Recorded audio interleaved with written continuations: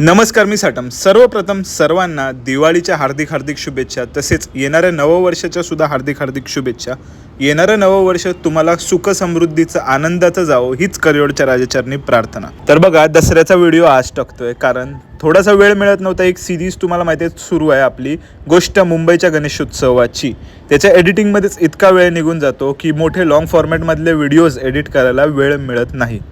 असो, मी प्रयत्न करतोय की रेग्युलराईज व्हायला कॉन्टेंटच्या बाबतीत. त्यासाठी तुम्हाला फक्त काय करायचं, लाईक शेअर सबस्क्राईब करून सपोर्ट करायचं आहे. तर तुम्हाला माहिती असेल मराठ्यांसाठी दसरा किती महत्त्वाचा येतो. मराठे दसऱ्याच्या दिवशी सीमोल्लंघन करायचे आणि युद्धावर निघायचे, जग जिंकायला निघायचे. त्याचमुळे दसरा हा कायमच माझ्या जवळचा विषय राहिलेला आहे. आणि खास करून कोल्हापूरचा दसरा, आपल्या छत्रपती शाहू महाराजांचा दसरा. बघा, तो दसरा पाहण्याचा योग कधी येईल मला माहिती नाही. मी प्रयत्न करतोय त्या दृष्टिकोनातून. पण हा दसरा कायमच माझ्यासाठी स्पेशल राहील. का माहिती आहे का, 29 वर्ष झाली आहेत, पण माझ्या घराच्या मागच्या मैदानामध्ये इतका भन्नाट दसरा होतो हे मला पहिल्यांदा कळलं. पाणी पित होतो आणि खिडकीतून वाकून पाहिलं तर जोरजोरात वाजवत लोक आपट्याची पानं घेऊन, म्हणजेच सोन्याची पानं घेऊन कुठेतरी जात आहेत हे दिसलं, म्हणून त्यांचा पाठलाग केला आणि इथे ह्या आमच्या कामगार आघाडीच्या मैदानामध्ये येऊन पोचलो. जे काही दृश्य पाहिलं ना ते फार भन्नाट होतं. तुम्हाला एकंदरीतच माहिती असेल, लालबाग, परळ, माझगाव, भायखळा हा पूर्ण विभाग आहे ना, आधीचा पूर्वीचा गिरण्यांचा, म्हणूनच याला गिरणगाव बोललं जायचं. आणि त्याच वेळेला मुंबईपासून लगतचे असलेले काही जिल्हे आहेत ना, तिथून बऱ्याच लोकांनी स्थलांतर केलं कामाच्या दृष्टिकोनातून. खास करून सांगायचं झालं तर सातारा, कोल्हापूर, सिंधुदुर्ग, रत्नागिरी, रायगड ह्या जिल्ह्यांमधनं लोकांनी मुंबईमध्ये स्थलांतर केलं कामासाठी. ती लोक तिथून इथे आली ना, त्यावेळेला ती लोक आपले सण पण इथे घेऊन आले. कारण कामानिमित्ताने दरवेळेलाच प्रत्येक सणाला गावी जायला मिळेल हे शक्य व्हायचं नाही, म्हणून इथेच त्या लोकांनी सण साजरे करायला सुरुवात केली. आणि हे दसऱ्याचं सादरीकरण त्याच गोष्टीचा पुरावा आहे. तरी बघा, इथे आमच्या विभागामध्ये अनेक कोल्हापूरची आणि साताऱ्याची मंडळी सुद्धा राहतात. काहींची तर तिथल्या ग्रामस्थ मंडळांच्या खोल्यासुद्धा आहेत, ज्याच्यामध्ये युवक किंवा असे व्यक्ती ज्यांची आपली बिराडं म्हणजेच फॅमिली गावी आहे ती लोक राहतात. इथे काम करतात, पैसे कमवतात. त्यातील एक छोटासा अल्प भाग ग्रामस्थ मंडळाला देतात आणि त्या खोल्यांमध्ये राहतात. तीच ही सर्व मंडळी आहे. त्याचबरोबर त्या ग्रामस्थांच्या खोलीमध्ये राहून मोठी झाली मंडळी सर्व. त्यानंतर त्यांचा कुटुंब विस्तार झाला. त्यांनी इथेच आजूबाजूला घरं घेतली आणि त्यांचे कुटुंब सुद्धा इथे आली. मग अशा वेळेला प्रत्येकच वेळेला गावी जायला मिळत नाही, म्हणून ती लोक इथे दसरा साजरा करतात.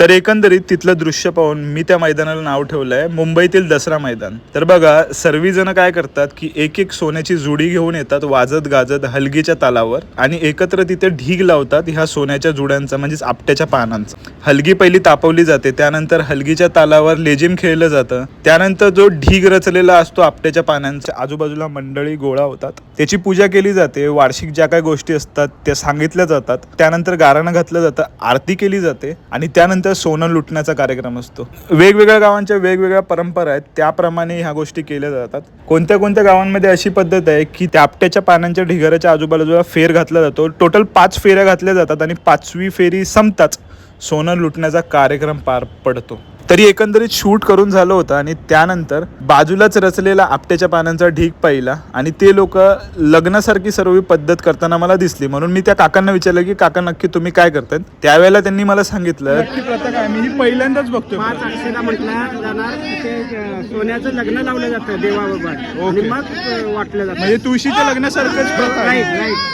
किती भन्नाट परंपरा आहे जी आजही ह्या लोकांनी जपून ठेवलेली आहे. मी तरी ठरवलंय की दरवर्षी दसऱ्याला या मैदानाला नक्की भेट देणार आणि हा व्हिडिओ होता खास करून ती परंपरा जपली ह्या गोष्टीचं डॉक्युमेंटेशन करायला आणि तुमच्यापर्यंत पोहोचवायला की अशा प्रकारची ही गोष्ट आहे ज्याचा तुम्ही साक्षात तिथे येऊन अनुभव घेऊ शकता. नक्की या मैदानाला भेट द्यायला बिलकुल विसरू नका. आणि हो, जसा सिंधुदुर्ग माझा लाडका आहे त्याचप्रमाणे कोल्हापूर सुद्धा माझा लाडका आहे. कारण मुक्काम पोस्ट हसूरवाडी, तालुका गडिंग्लज, जिल्हा कोल्हापूर हे माझ्या मावशीचं गाव आहे. तरी हा व्हिडिओ मी डेडिकेट करतो अखंड वाघराळकर कुटुंबासाठी आणि रोहन रेडेकर माझ्या मित्रासाठी. तरी कृपया सर्वांनी लाईक शेअर सबस्क्राईब फॉलो करायला बिलकुल विसरू नका. आणि जर तुम्हाला व्हिडिओ आवडला असेल तर कमेंट सेक्शनमध्ये टाका लय भारी, चाबूक अशा प्रकारचे कोल्हापुरी स्लँग वापरायला बिलकुल विसरू नका. अरे हो, व्हिडिओ पूर्ण झाला असं तुम्हाला वाटत असेल पण पूर्ण झालेला नाहीये. कारण काय माहिती आहे का, सोनं लुटल्यानंतरची अजून काय पद्धत आहे ना ती मी तुम्हाला सांगितलीच नाही ना. तरी मग सोनं लुटून झाल्यानंतर तिथल्या सर्व थोऱ्या मोठ्यांचा मान केला जातो. त्यांना सोनं दिलं जातं.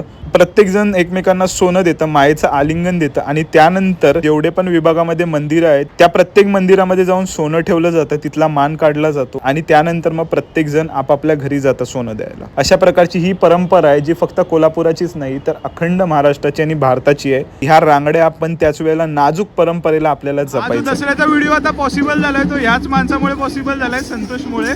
तर बघा, कायम प्लॅनिंग असतं की कोल्हापूरला जायचं, छत्रपतींचा दसरा पाहायचा, पण अजून काही योग आलेला नाहीये, पण हा योग आला. काय बोलशील या दसऱ्याबद्दल? ही परंपरा अशीच कायम चालू राहून देत. जे आम्ही लहानापासून इकडे बघत आलोय महाराष्ट्रातल्या मैदानात. आम्ही लहान असल्यामुळे आम्ही आमच्या असे नातेवाईक आम्हाला घेऊन यायची इकडं दसरा मेळावा असं आहे. तसं आम्हाला गाडीवर जायला भेटत नाही, कारण की मोठमोठ्या मैदानात खूप गर्दी असतात. त्याच्यामुळे आम्ही हा आनंद आमचा दसरा जो मराठी माणसाचा सण आहे, आम्ही हा इथे साजरा करतो.